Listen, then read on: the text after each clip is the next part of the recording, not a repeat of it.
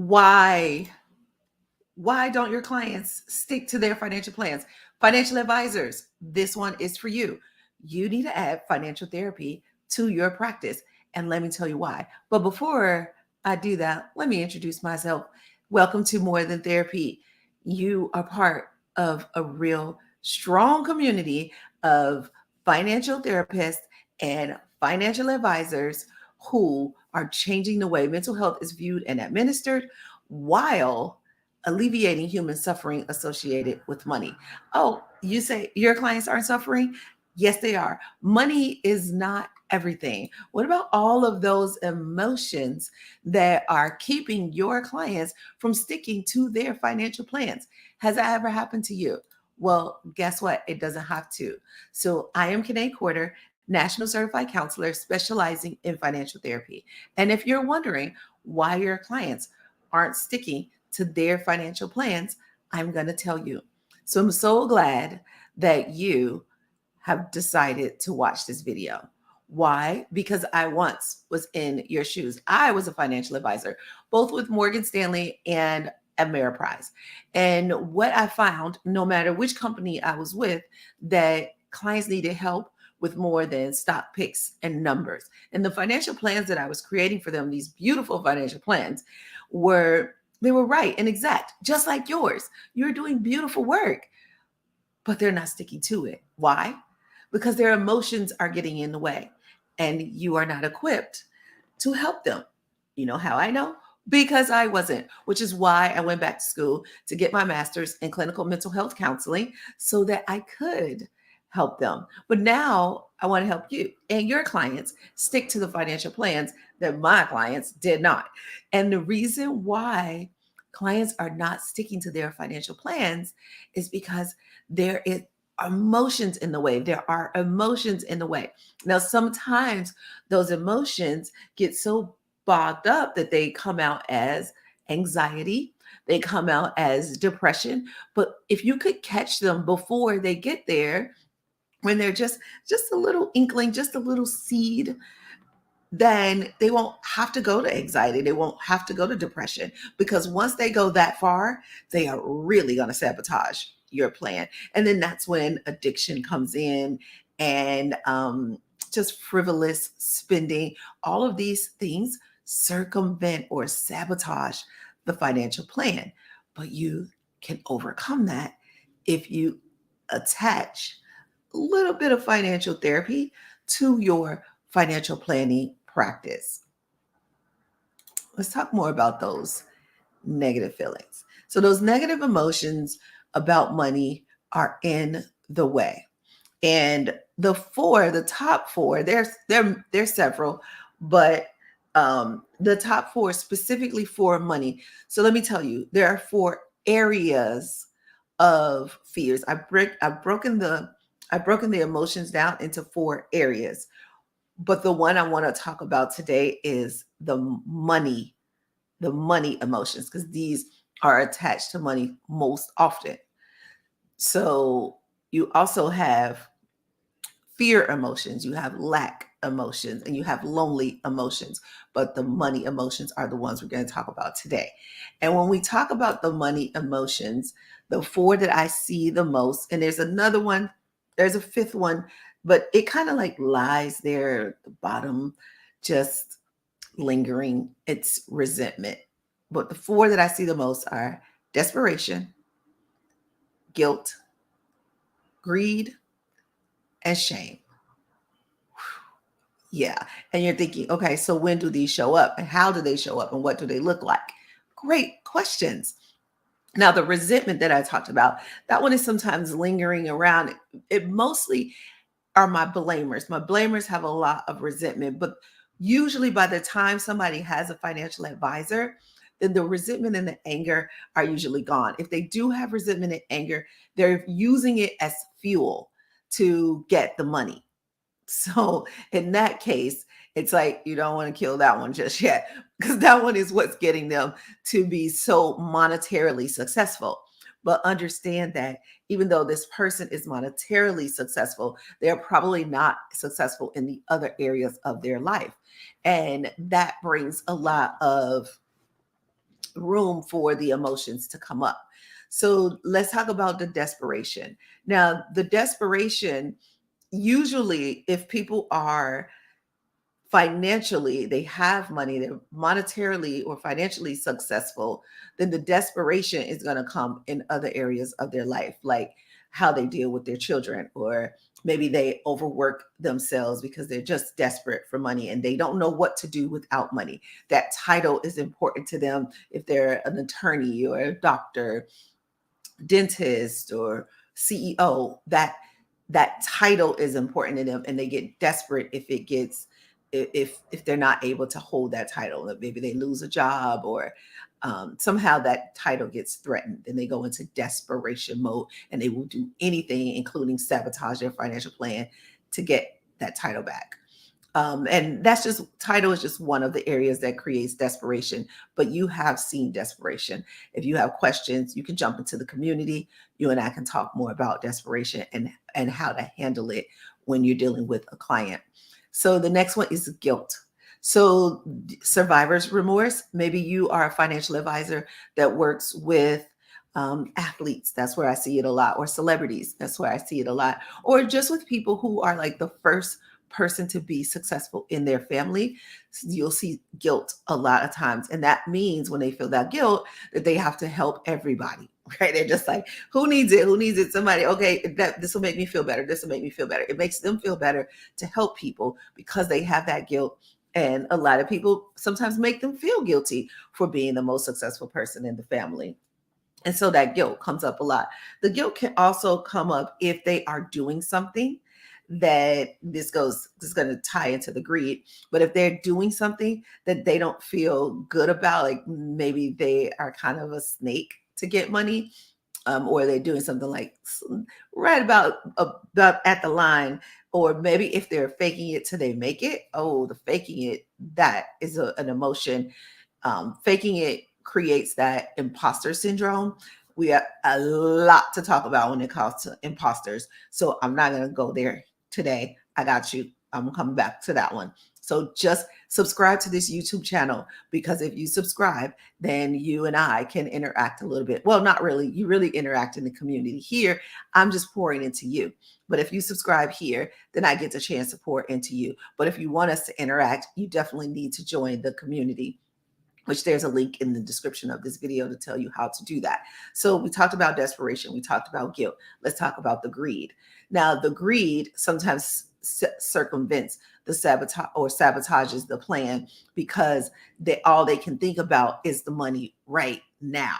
Greed kind of circumvents future money. So it's a very short-sighted way of thinking about the money if you're thinking about the greed. And it might mean greed sometimes makes you want to look successful, and you might not actually be successful if you continue to try to look successful. And that means that they may go out and buy a Rolls Royce, and that's your ultra, you know, so some of you financial advisors are working with people who have 500,000, $1,000,000, $2 million of investable assets, where others are working with people who have 30 million of investable assets, 100 million of investable assets, maybe even billions. But what you're up against is, if they are comparing and competing and they have that greed, then the greed makes them do things that will circumvent the financial plan. You want to talk more about that, see what that looks like, because you might be dealing with that. I've worked with a lot of CEOs, politicians, celebrities, and the greed is one of the places where I see that. So the other thing that happens with the greed is that it circumvents their actual idea of prosperity, which I'm going to talk to you about in just a second. So stay tuned. Let's talk about shame. So shame might look like they might downplay their wealth. So when I was a financial advisor with Morgan Stanley, I was in Georgia. When I was with the Ameriprise, I was in Chicago, which is funny because they're totally different. I guess the types of clients that you have, the needs that they have are totally different. But in Georgia, people hide their money. There's some shame about being wealthy. And so they just want you to think they're just a poor boy from Georgia and they don't know nothing. And so they don't want you to really know about their money. And one person that I worked with, I remember that their parent was kind of opulent and flashy with the money, but they did not like to show money. They really did have that like poor boy from Georgia kind of thinking. And they were like, yeah, let's not show our wealth. So they would be ashamed of some of the things that their parent did because it made them feel like other people saw them and were looking at them like, oh, you guys are rich. Rich people are greedy. Rich people are bad, those kinds of things. So it's really about programming. The programming that your clients have received is what is getting them to think or feel these feelings and think these things. So desperation, guilt, greed, and shame, those are the top. Remember, I also said resentment. So resentment or anger will come out in resentment and anger are kind of secondary. That's what you feel, but these other ones will show up on the surface. That these will be the ones that you'll be able to see. But because you're not as trained as I am, you may not be able to see them. You'll just see that things are not working out the way they said they would. They are not putting away the money every month that they said they were going to put away, or they're pulling out of the accounts, and they shouldn't be doing that if they're going to reach their goals. So I want to give you a little bit of field work, some things that you can do. I want to add these questions. Now you might be saying, what? I already have a financial planning approach. And if I add questions, it kind of, changes up my whole thing. Okay, keep your approach. But somewhere in there, maybe just even on a phone call, I want you to add in these questions. And this one is super important. And you might already be asking this question. I don't know. But if you're not, what is your idea of prosperity? And you could change that. What is your idea of wealth? What is your idea of success? What does success look like? And so what you're looking for there in asking this question is for them to tell you about the other things besides money, because your financial plan is really just about the money. And yes, it has a goal set to it, like retirement or buying the next house or whatever they're saving for the future goal for.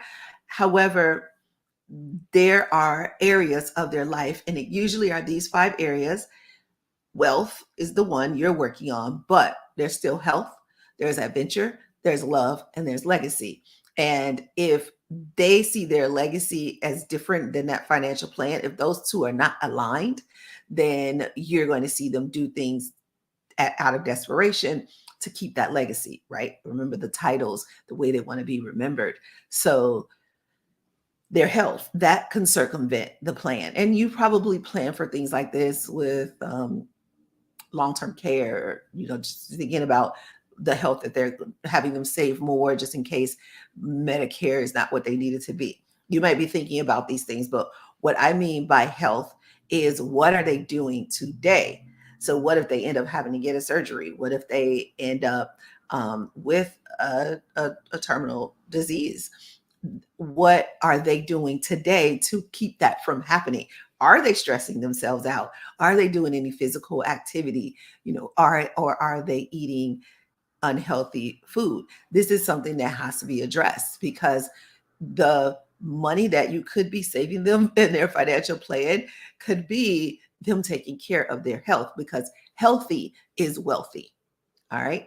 So that adventure, remember, when you ask them what is their idea of prosperity, you may break down wealth, health, adventure, love, and legacy for them, but you don't have to. Usually, if you ask people what their idea of success or prosperity or even wealth, they'll tell you being able to spend time with friends and family, freedom, having choices, just ask the question and you'll get all kinds of answers. It's lovely how many answers you get. And the great thing is that you'll learn is that prosperity means different things to different people. So if you had in your head, even if you work with the same target market, which I recommend niching down, if you work with the same target market, then you will even see that even within that target market, that everybody is different. And yes, they'll have some similarities. Like they're going to be talking about their health. They're going to be talking about the fun they want to have in life, the freedom they want, the time they want to spend doing the things. Sometimes at work, sometimes with family, traveling. Those things. Those are things that will repeat. It's a lot of this, So I'm not teaching you how to be a financial advisor. I'm teaching you how to add financial therapy to your practice without even knowing, without even letting them know you are, because it's not necessary to say, hey, we're going to add some financial therapy to our practice. We're just letting you know that's now, and you don't have to announce this financial therapy approach that is going to be added to your financial planning practice. You just want to add a few questions, which we have 2 sets of questions that I can help you with, usually doing this in a consultation setting, one-on-one, but we also have a group. And speaking of that group, we have a free community, a paid community as well. But let's just talk about the free community. And the great thing about the free community is this is open to all financial professionals, all financial professionals. You don't have to have a certain amount of assets under management. You can be in business, 1 year, 10 years, it doesn't matter. To me, it's a great place for financial advisors to hang out because you can talk to each other and ask questions. If there is somebody who's been there a year and somebody who's been there 10 years, you can help each other out. And because you're probably in different markets, you're not each other's competition. And that's another, because if you are looking at financial advisors in your neighborhood, if you're hanging out with them and networking with them, then there's only so much they're going to share with you. But if I'm connecting you with a financial advisor in California and you are in Florida, you probably have different clientele because you're in different regions and licensing. So you may not have any competition. So you may feel better about talking about what's going on. And everybody in the community is going through the same thing. So what's the big deal then to join? Because it's a place where you can feel safe. That's so therapy of me, right? But know that talking about money can be boring and serious and heavy. And sometimes you got to have some fun.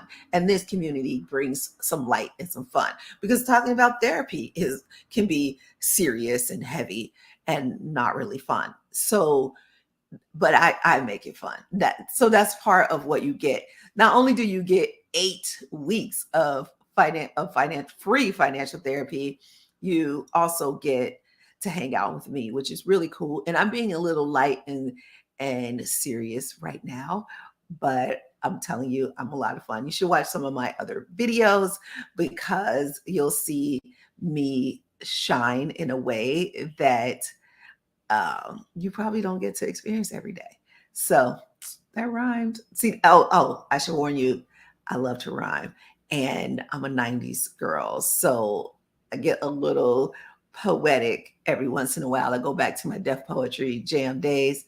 So anyway, if you're looking for something really, really serious, then don't join this group. But if you're looking for something fun where you can get 8 weeks of free financial therapy and learn how to add this to your approach, I'll give you a lot of information free because I think information should be free. But if you want to go deeper and you need a consultation, then of course that's when we'll talk about what it would look like to work together successfully. How do you get to me? Right? Go ahead and join my class. I do, like I said, every week I do a free class, free financial therapy. Throughout the week, there's Q&A. If you have questions, you can ask me. If you have something you want to discuss, you can drop that in the community too. We have a great time. I also create discussion topics each week. So that can be the topic. But if you have something you want to talk about, you can bring your topic to the community as well. But go to presidentiallifestyle.com. Let me tell you, put www before it, because if you don't, you won't go to my website. I don't know why. It looks like it's 1995, but you still have to put that www.presidentiallifestyle.com in front in order for you to get to the website. When you get there, you're going to see a little orange button and it's going to say join the class. Click that, give me your best email address, and you'll be in the class. You'll be registered for the class. I drop a few little bonus. You'll get a free recorded financial therapy session in there. Listen to that. I'm going to drop another one in there in the next day or two. So let that go through that, because that's what you'll be offering to your clients. You don't have to do any of this. It is so simple. It is so easy. Yeah, because sometimes things are simple, but they're not easy, or easy and they're not simple. Well, this is simple and easy, and you have a guide. I'll guide you the whole way. But if your clients are not sticking to your financial plans, then you've got to do something about it, because you are not equipped. Already you figured this out, because this has been happening to you for years, right? And not every client, but for those that do, because this is getting in the way of you making more money, you getting to your next level of financial success. So if that is true, if that is the case, then it's time for you to take action. And that action might be learning how to add financial therapy to your practice. I am so glad we had this conversation. What else do you need to know? You can put it in the comments of this video, or you can go and join the class and come live and tell me there. Or you can when you're in the community, you can just put it in one of the circle conversations. There are lots of choices. You choose the one that's best for you. If you just want to subscribe to this YouTube channel or this link or my LinkedIn, if you just want to subscribe and kind of like not interact yet, but just get to know me a little bit more, you're welcome to do that. If you need a little bit more interaction, and I know I would want to meet me too, then you probably want to go ahead and jump in that community. And then if you want even more interaction, then you want to come to the free live class. So that's everything. I just told you next steps. I gave you your field work. If you want to talk about it a little bit more, I want you to add these questions. Oh, I said these questions. I forgot to give you the second question. So, what is your idea of prosperity? And what would it take for you to get there? So you already know from a financial therapy standpoint, from a financial planning standpoint, what it would take for them to get there. But you need to know what's in their heads. Oh, they may say, oh, I need to work really hard, right? Get as much money as I can. Oh, I need to save every dollar I can. Oh, I need to get a really high return on my investment. Oh, I need to stay conservative. Oh, I need to be really risky. Oh, I just listen to what they say. Listen to what they say, and it's probably not the truth, at least not alone, right? They don't Working hard work is not the key to success or prosperity. No. How many hardworking broke people do you know who don't ever get to retire, right? So you know it's not true. But I want you to just listen. Just listen. But then I'll tell you next what to do. All right. How does that sound? Does that sound good or good? Well, I'm so glad we got a chance to hang out, because you and I have some work to do. And if you're ready, then make sure you go ahead and jump into the community. I look forward to seeing you there. There's a link in this description. You could just click on it and make it easy for yourself, because I love it when it's easy. Don't you?